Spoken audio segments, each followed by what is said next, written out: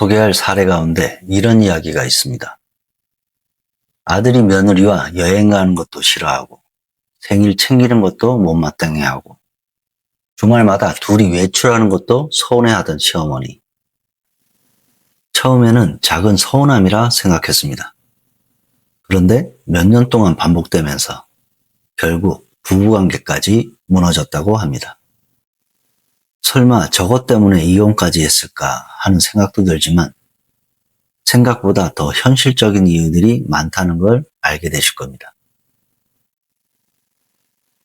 시어머니 때문에 이혼까지 가게 된 사례 10가지. 12. 주말마다 불려나가는 시댁 심부름. 결혼 초에는 누구나 잘하려고 합니다. 이 부부도 마찬가지였습니다. 병원도 모셔다 드리고 마트도 함께 가고 은행 업무도 도와드렸습니다. 그런데 시간이 지나면서 조금씩 달라졌습니다. 주말마다 전화가 왔습니다. 전구 갈아달라, 은행 같이 가달라, 마트 데려다 달라, 병원 예약 좀 해달라. 하나하나는 큰일이 아니었습니다. 하지만 어느 순간 주말 대부분이 시댁 일정으로 채워졌습니다. 아내는 쉬는 날이 없었다고 합니다. 평일 내내 일하고 주말 하루쯤 쉬고 싶은데 계속 누군가의 일정에 맞춰 살아야 한다면 솔직히 지칠 수밖에 없습니다. 그런데 더 힘들었던 건 남편이 한 번도 거절하지 않았다는 점이었습니다. 엄마가 부탁하는데 어떻게 안 가냐는 말만 반복됐습니다. 결국 부부만의 시간이 사라졌고 결혼 생활도 흔들리기 시작했습니다. 9위. 친정 무시가 일상이었던 시어머니. 명절마다 같은 말이 나옵니다. 친정은 잠깐 들리면 된다. 딸은 시집가면 끝이다. 시댁이 먼저다. 처음에는 웃고 넘겼지만 몇 년 동안 반복되자 상처가 되기 시작했습니다. 친정 얘기를 꺼내는 것조차 눈치 보이고 점점 친정을 죄인처럼 다녀오게 됩니다. 남편은 늘 침묵했습니다. 어느 날 친정 엄마가 울면서 말합니다. 우리 딸 너무 힘들어 보인다. 그 말에 눈물이 터졌고 결국 이혼을 결심합니다. 8위. 손주 압박이 끊이지 않았던 시댁. 결혼 3개월, 좋은 소식 없냐 합니다. 결혼 6개월, 병원은 가봤냐 합니다. 결혼 1년, 여자는 애를 낳아야 한다고 합니다. 명절마다, 생일마다, 가족 모임마다, 만날 때마다 임신을 꺼냅니다. 남편도 별다른 제지를 하지 않았습니다. 오히려 같이 이야기하는 경우도 있었습니다. 어느 순간부터 시댁 방문만 앞두고도 가슴이 두근거립니다. 결국 부부관계까지 나빠졌고 이혼을 택합니다. 7위. 모든 결정을 엄마에게 묻는 남편. 집을 살 때도 차를 살 때도 아이 학원을 정할 때도 항상 마지막 결정권자는 시어머니였습니다. 부부가 결정한 내용도 시어머니 전화 한 통이면 바뀝니다. 아내는 남편에게 말합니다. 우리 집 가장은 누구냐고. 남편은 웃으며 말합니다. 엄마가 경험이 많아서 그런 거라고. 그날 이후 부부싸움이 폭발적으로 늘어납니다. 몇 년 후 결국 이혼하게 됩니다. 6위. 남편 월급을 관리하는 시어머니. 결혼을 했는데도 남편 통장은 계속 시어머니가 관리했습니다. 월급날이면 돈이 빠져나가고 생활비만 남았습니다. 남편에게 말했습니다. 하지만 남편은 늘 같은 말만 합니다. 우리 집은 원래 그렇다고. 몇 년이 지나도 바뀌지 않았습니다. 몇 년 동안 여행도 제대로 못 가봤습니다.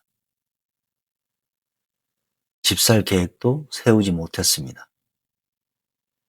결국 갈등 끝에 이혼을 택합니다. 5위, 학가 후 10kg 빠진 며느리. 결혼 직후 분가를 약속합니다. 하지만 시어머니가 반대합니다. 집도 넓은데 왜 따로 사냐고. 결국 시댁으로 들어가면서 힘들어집니다. 청소 이야기, 빨래 이야기, 반찬 이야기. 퇴근 후에도 평가가 이어졌습니다. 우리 아들은 원래 이런 거 안 먹는다 하고 청소가 좀 부족하다 합니다. 1년이 지나자 체중이 10kg 이상 줄었습니다. 위염과 불면증까지 생겼습니다. 남편은 끝까지 중립을 지킵니다. 사실상 시어머니 편이었습니다. 결국 아내는 시댁을 나오게 됩니다.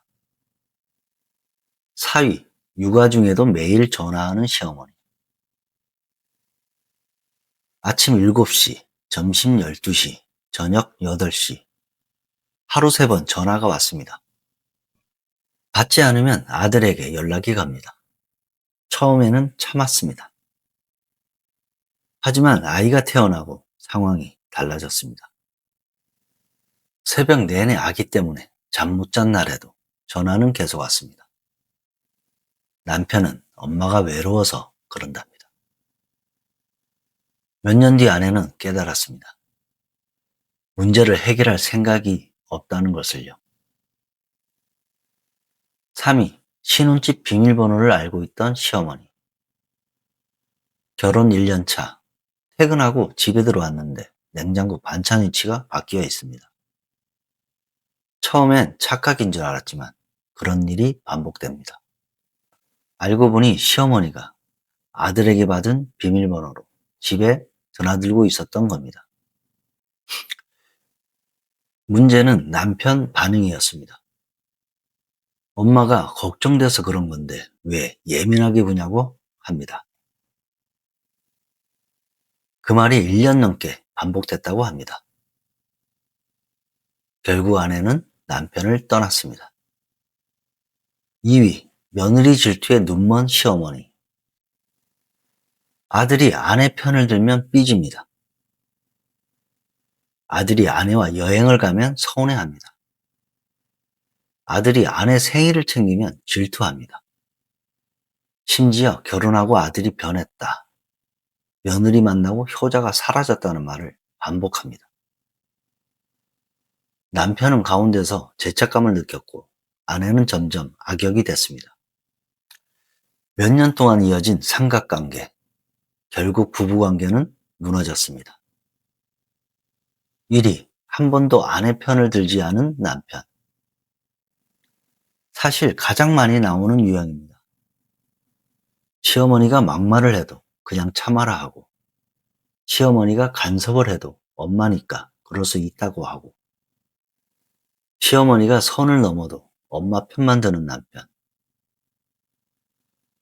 처음에는 작은 문제처럼 보입니다. 하지만 수년 동안 반복됩니다.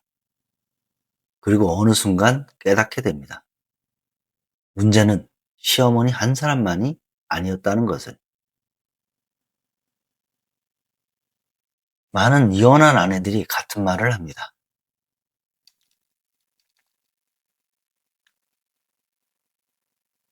시어머니 때문에 힘들었던 게 아니라 그 상황에서 나를 지켜주지 않았던 남편 때문에 더 힘들었다고. 부부 사이의 경계를 만들지 못하는 남편, 아내의 이야기를 들어주지 않는 남편, 갈등을 해결하지 않는 남편.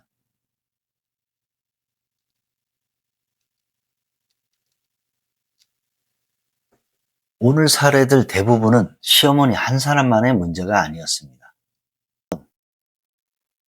가족 안에서 지켜야 할 선, 부부가 만들어야 할 경계, 그리고 서로를 존중하는 태도. 이 부분이 무너지면 갈등이 커진다는 겁니다. 한 가지는 분명한 것 같습니다. 가까운 사이일수록 적당한 거리는 필요합니다. 감사합니다.